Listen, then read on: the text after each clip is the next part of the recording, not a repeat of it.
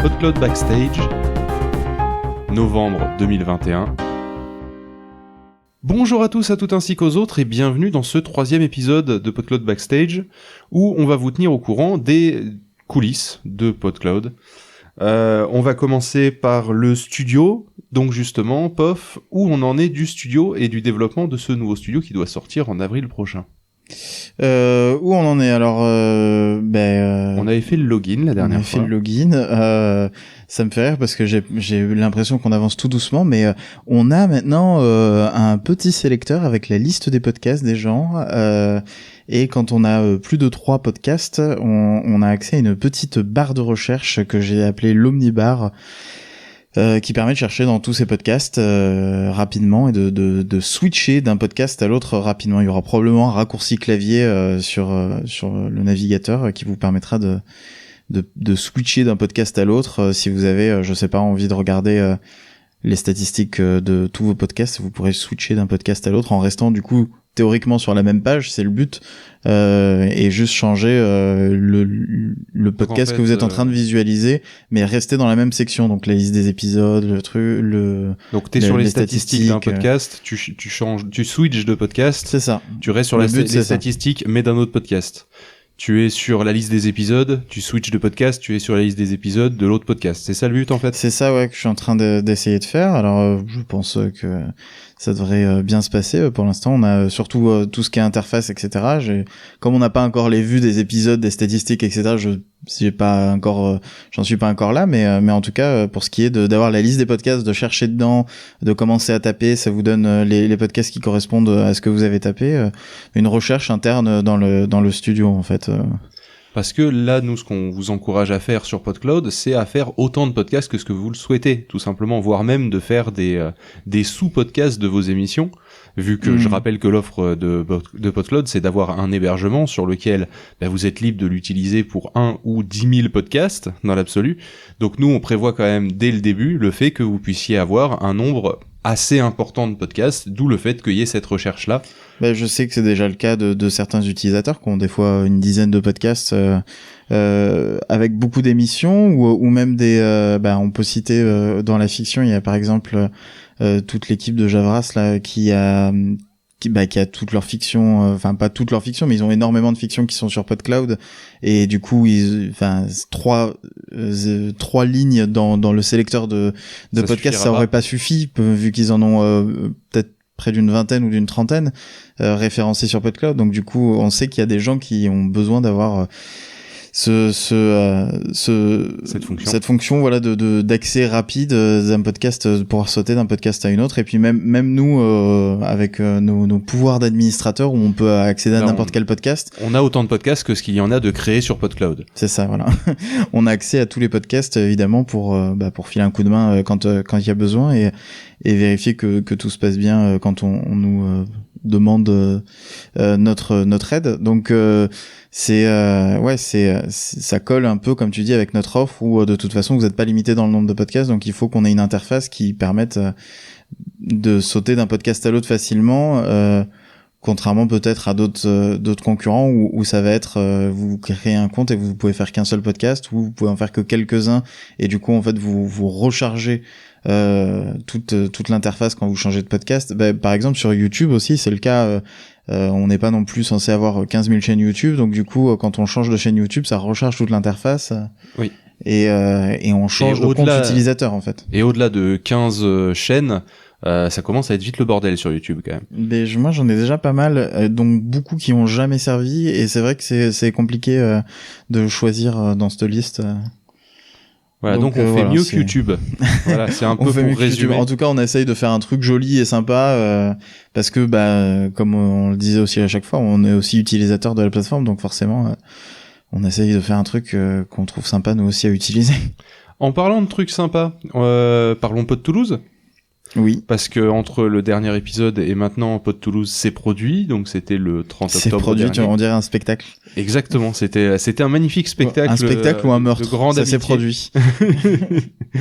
Petit big up à Picaboo quand même, qui s'est déplacé depuis Bordeaux pour venir. Et juste pour la soirée. Juste pour la soirée, et qui ensuite a repris un bus à 6h du matin, je crois, ou quelque chose comme ça. 4h, je crois. 4h du matin, je sais pas, mais c'était très tôt le lendemain. Pour pouvoir rentrer chez lui, donc voilà, on le salue au passage. C'était bien sympa, on était moins nombreux que les gens qui s'étaient inscrits, mais néanmoins on a passé une excellente soirée. On a eu quelques messages de personnes qui nous ont dit ouais, finalement un peu fatigué, on n'est pas venu. La flemme. ce qui est normal aussi, bon, c'est informel et c'est pas un événement avec c'est pas une obligation. Voilà, c'est ça. Donc c'était plus on fait une soirée, venez si vous voulez. On était quand même 6 ou 7, un truc comme ça, je sais plus combien on était. Et on a bien rigolé, on a parlé podcast, on a parlé beaucoup de choses qui avaient rien à voir avec le podcast, hein, finalement. Notamment les métiers de chacun. Les métiers de chacun, c'est vrai, parce qu'on avait Picaboo qui travaille qui est architecte, qui travaille du coup dans créer des bâtiments. Et Benjir qui lui restaure des bâtiments, qui restaure des bâtiments, plus précisément des vitraux, il me semble. Oui. Et donc du coup il y a eu pas mal de discussions entre les normes, refaire les bâtiments, oui mais les architectes ils font ça machin. C'était pas vraiment, ils s'engueulaient pas, hein, mais ils étaient plutôt d'accord d'ailleurs. Mais c'était drôle de les voir parler de leur métier et d'une vision, enfin pas une vision différente, mais un point de vue différent de finalement la même chose. Des constructions. C'est ça. Et ouais, c'était hyper intéressant. On a parlé de Squid Games aussi entre nous parce que c'était un peu le truc dont tout le monde parlait. C'est étonnant à quel point les podcasteurs aiment bien parler. On a passé la soirée à parler tous ensemble. C'est vrai. Comme si c'était des gens qui avaient des choses à dire. Mais bref, c'était super intéressant. On a joué à des jeux aussi parce que dans le bar, c'est un bar avec des consoles rétro, une borne d'arcade, etc. On a pris quelques roustes sur Mario Kart. Enfin, moi, je parle pour moi. Ouais, on a joué aussi à... c'était pas Taken, du coup. C'était Street Fighter. Enfin bon, on a passé une bonne petite soirée. Finalement, pas trop sous le signe du podcast, mais entre podcasteurs...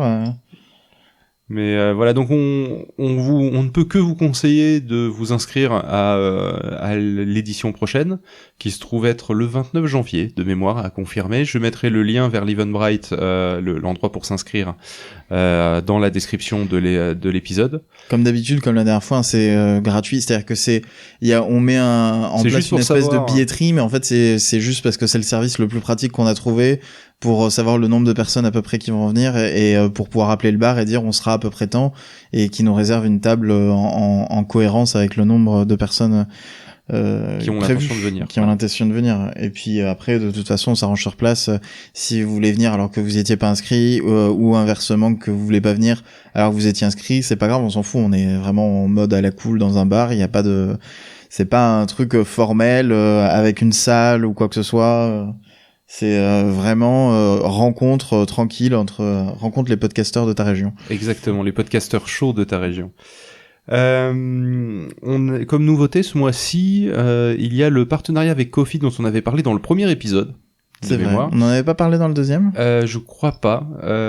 En tout cas, là, ce qui est sûr, c'est que ce partenariat, ça y est, il est en place.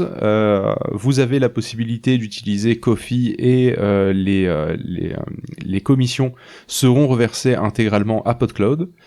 Et tant qu'à faire, quitte à avoir ce partenariat, et on a aussi fait une petite évolution côté visuel général de PodCloud, c'est-à-dire que désormais, si vous avez rentré un lien vers votre financement participatif en général, ou votre système de dons, ou votre PayPal, même une boutique, enfin on a un lien dédié pour la boutique, mais il y a des gens qui peut-être mettent leur propre site internet. Ou... Voilà, un moyen de soutenir l'émission, en gros. Si vous mettez un lien, désormais le bouton pour pouvoir vous soutenir est plus gros. Il n'est pas perdu dans les petites icônes tels que le flux RSS, le lien vers Apple Podcast, etc. Maintenant, il est à part, il est mis bien en avant présent. au-dessus de ces icônes justement vers les plateformes et vers vos réseaux sociaux. Il est mis, il y a un gros bouton avec marqué soutenir ce podcast, avec l'icône du service utilisé si jamais je crois que je l'ai fait pour Ko-fi justement, PayPal, Tipeee, Utip et Patreon. J'ai pas mis d'autres icônes parce que ça faisait déjà beaucoup d'icônes. Si vous êtes beaucoup à demander une autre icône si vous voulez pour un service en particulier, on pensait à Hello Asso par exemple ou des choses comme ça. À la limite, si vous êtes suffisamment nombreux, on peut rajouter. Oui, c'est pas beaucoup de travail, mais c'est juste que j'allais pas passer ma journée non plus à rajouter des icônes, donc au bout d'un moment, j'ai pris les services qui me venaient en tête à ce moment-là.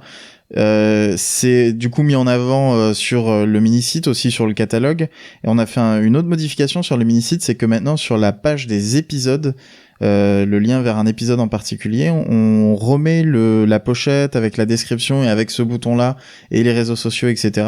Alors qu'avant, il y avait simplement marqué retour à la liste des épisodes avec le nom du podcast.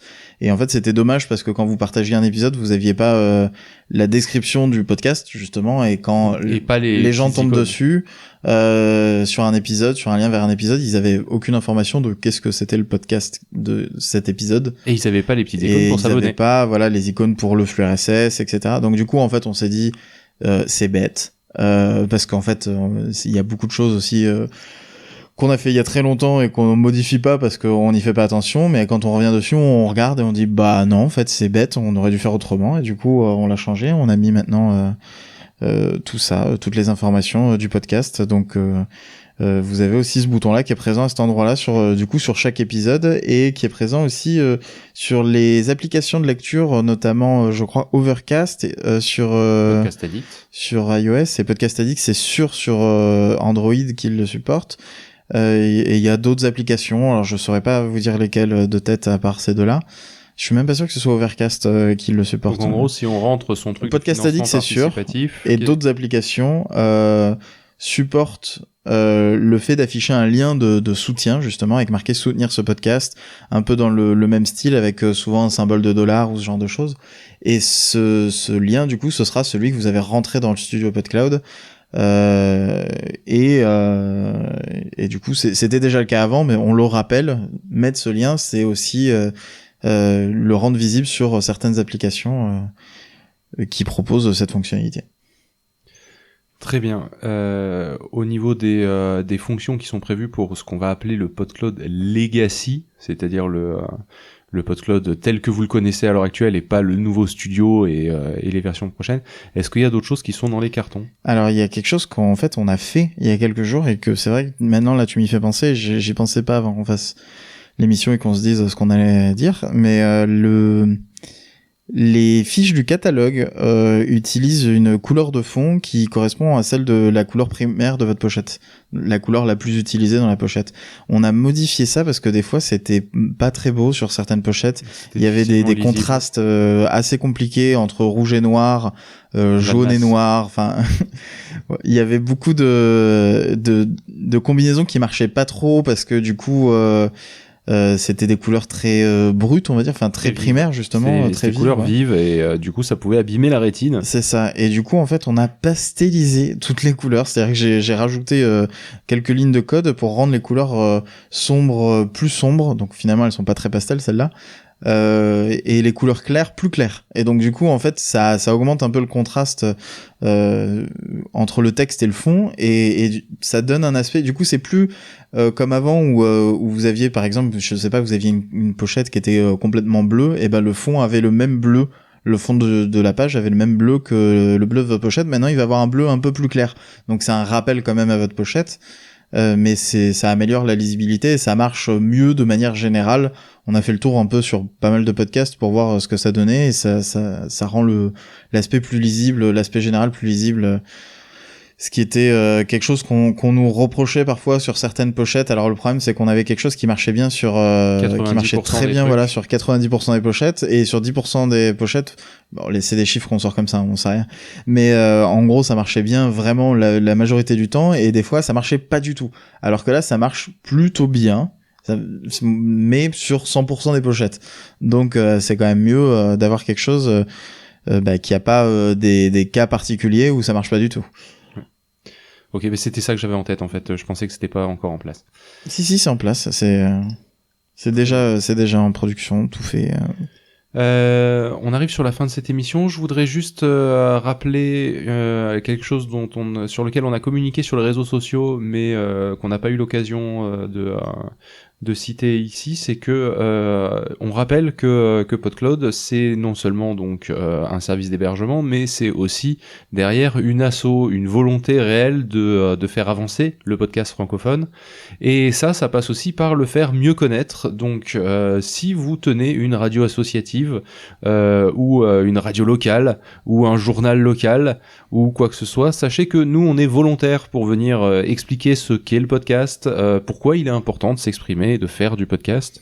Après, on n'est pas contre des médias nationaux non plus, mais c'est sûr qu'à un moment on est réaliste. C'est pour ça que je disais ça. On est surtout prêt à communiquer localement parce que on est dans la région, on peut se déplacer pour venir en parler de vive voix, alors que si un média parisien nous dit on a très envie de parler de podcast, vous venez demain, ça va être un peu plus compliqué. On va être un peu moins disponible. Même si on est quand même disponible pour discuter. Et ça serait peut-être bien qu'on dise de local, mais d'où, parce que de Toulouse. Pour ceux qui seraient pas au courant, parce que là aussi on en a parlé sur les réseaux sociaux, on a fait des vannes sur, on dit pas podcasting, mais podcast au chocolat. C'est vrai. Mais le truc c'est qu'effectivement dans le PodCloud Backstage, on dit podcasting, mais pas podcast au chocolat. T'as dit l'inverse. Ouais, c'est pareil. T'as compris. Non, c'est pas pareil, c'est important. Donc du coup, on est disponible pour parler podcast parce que ça fait partie de nos prérogatives, tout simplement.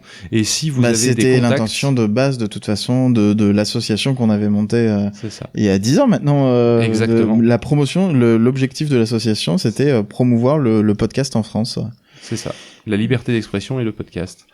Du coup, donc si vous avez aussi des contacts que vous pensez être intéressés potentiellement, n'hésitez pas à nous les communiquer. Que ce soit pour parler de podcast ou je sais pas, pour parler de PodCloud même en tant que tel, comme projet de Toulousain dédié à parler ou projet indépendant. Oui, voilà, projet indépendant, plus même projet entrepreneurial, vu que on professionnalise aussi tout ça. Enfin, tous les mots clés que vous voulez.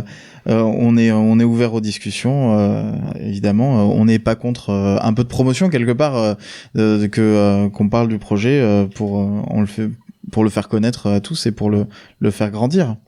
Et en parlant de promotion, très très jolie transition que tu me sers sur un plateau.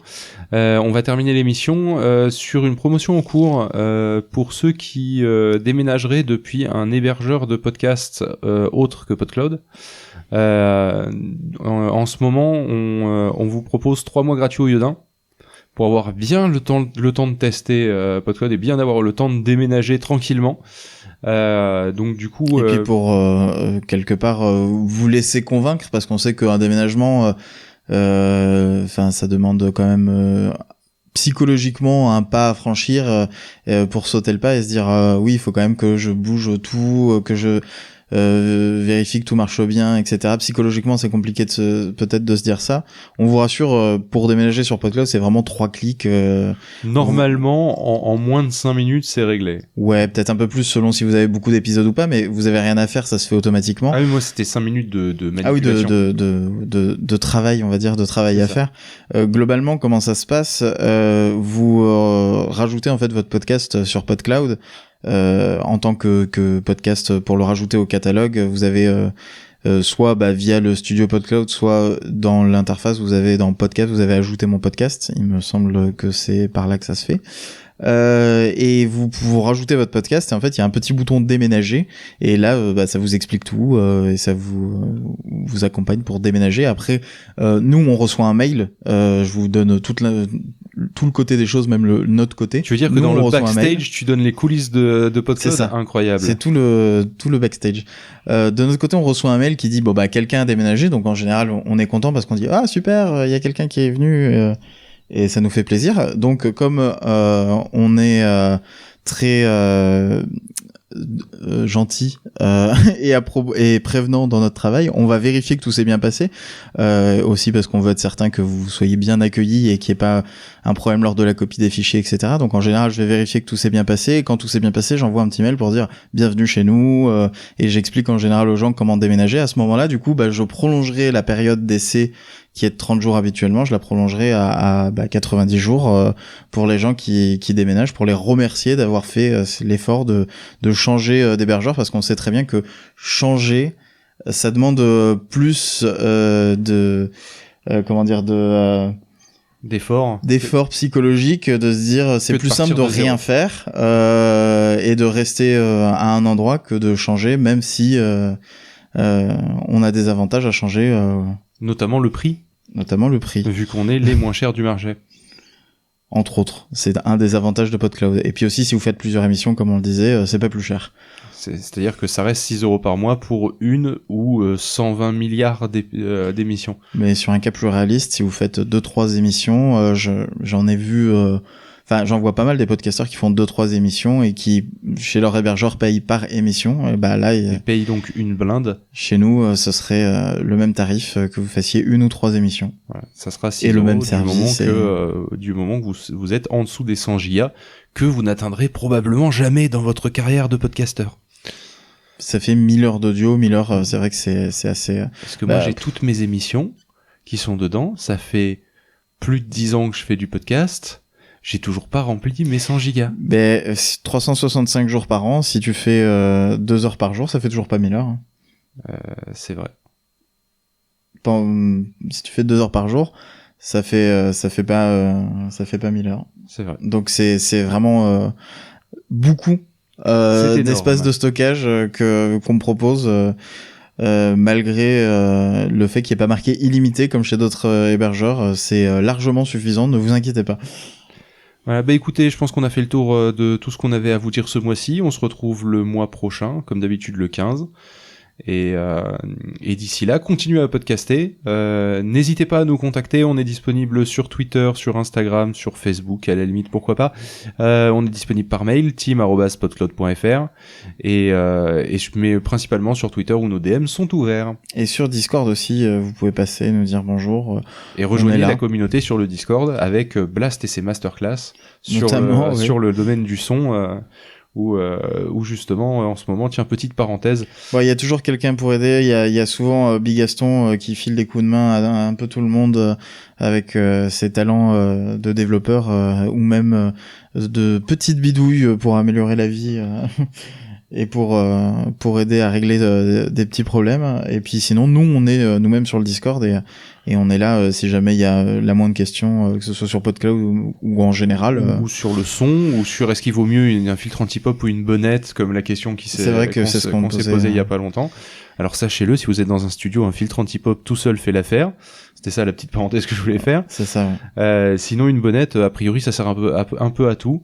En extérieur comme en intérieur, voilà, fermeture de la parenthèse. Petite réouverture de parenthèse, la bonnette apparemment ça atténue quand même un peu les aigus, donc ça donne un aspect un peu plus grave, mais globalement ça va pas non plus dénaturer le son. Si vous êtes en extérieur et qu'il y a du vent, il vaut mieux une bonnette avec des poils. Ça existe, c'est très rigolo. Ça s'appelle un chat mort. Oui, apparemment ça s'appelle un chat mort, c'est un peu glauque, mais je sais pas si en français ça s'appelle comme ça, non, mais en anglais ça s'appelle Dead Cat, ouais. Mais en gros on dirait une moumoute sur le micro et c'est assez rigolo, mais c'est vrai que du coup on n'entend pas le vent. Voilà, c'était la petite astuce son à la fin. Voilà. Bon, on va vous laisser et puis voilà, comme je vous le disais, continuez à podcaster. À bientôt.